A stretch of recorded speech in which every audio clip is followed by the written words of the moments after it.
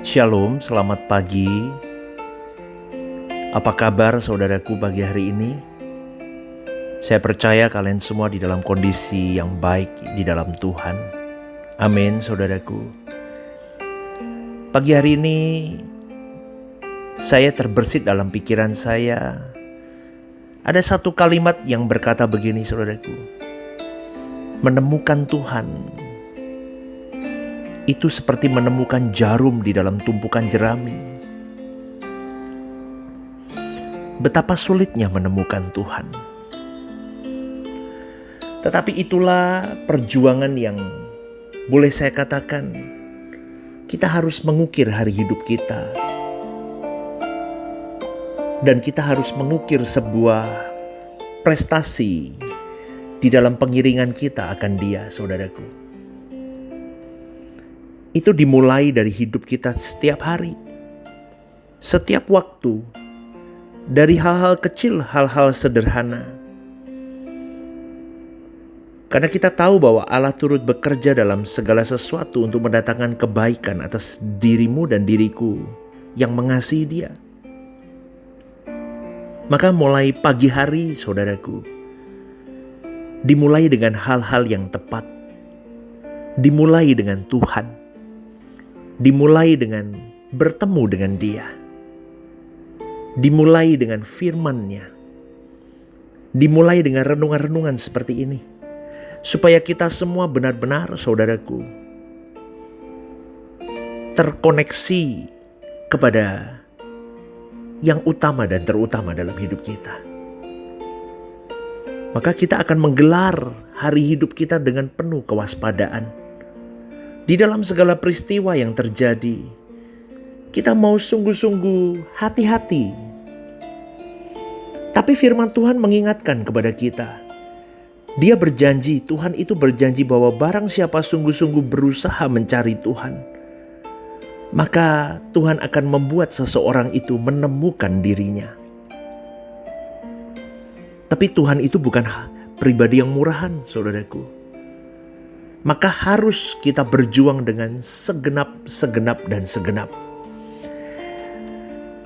Dengan tuntunan Roh Kudus, maka engkau dan saya bisa menemukan Tuhan itu.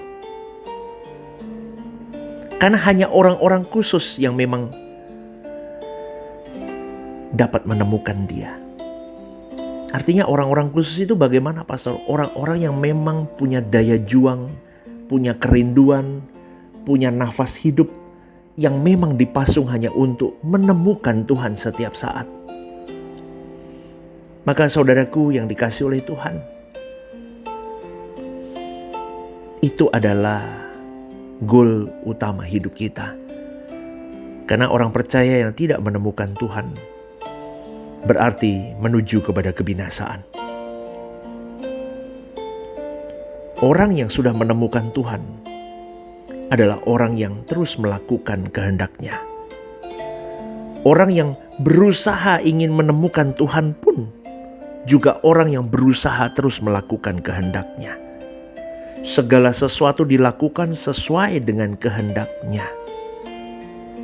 Maka dari itu hati-hati dengan segala hal yang dapat menjauhkan diri kita untuk menemukan Tuhan. Kita harus benar-benar detail dengan kehidupan kita, waspada dengan setiap gerak-gerik hidup kita, sampai di satu titik kita tidak boleh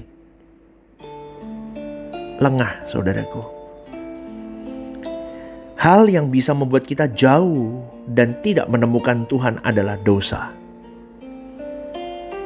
Dari semua yang kita pikirkan, apa yang kita renungkan, apa yang kita ucapkan, apa yang kita lakukan, itu bisa tercemar dengan dosa.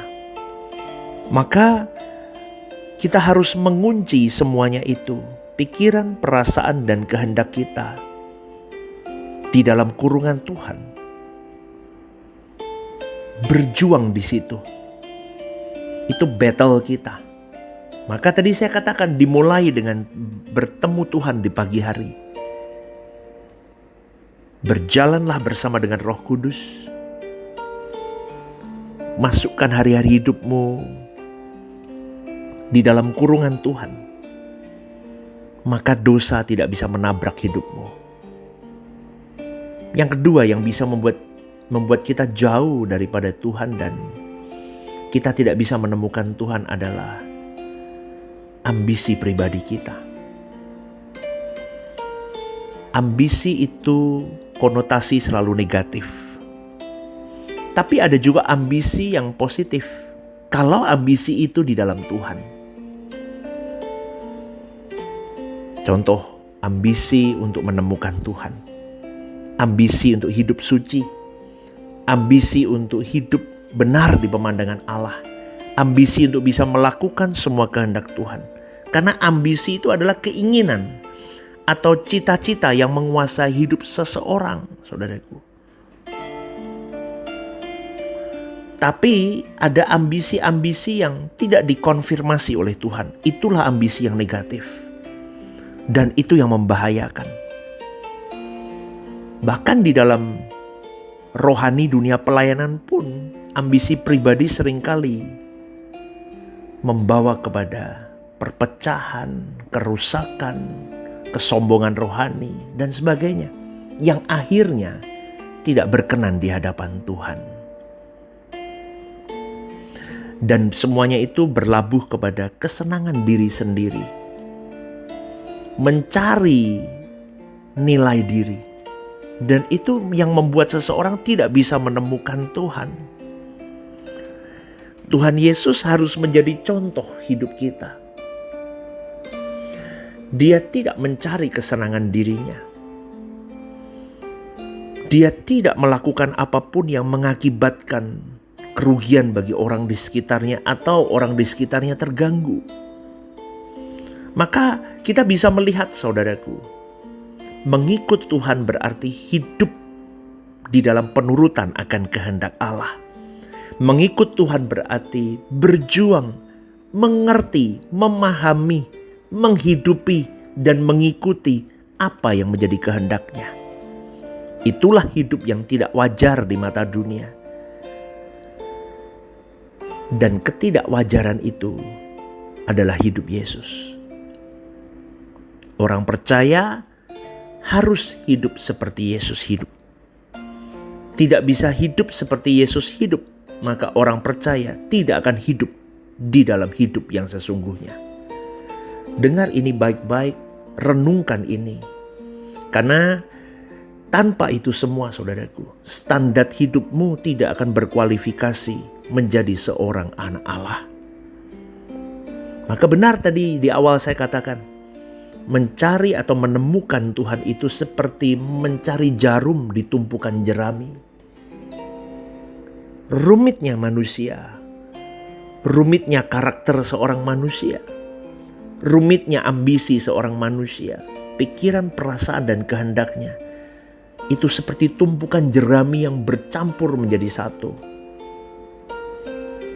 Dan kalau orang itu hidup, seorang manusia itu bisa menemukan jarum atau Tuhan itu di tumpukan rumitnya hidupnya.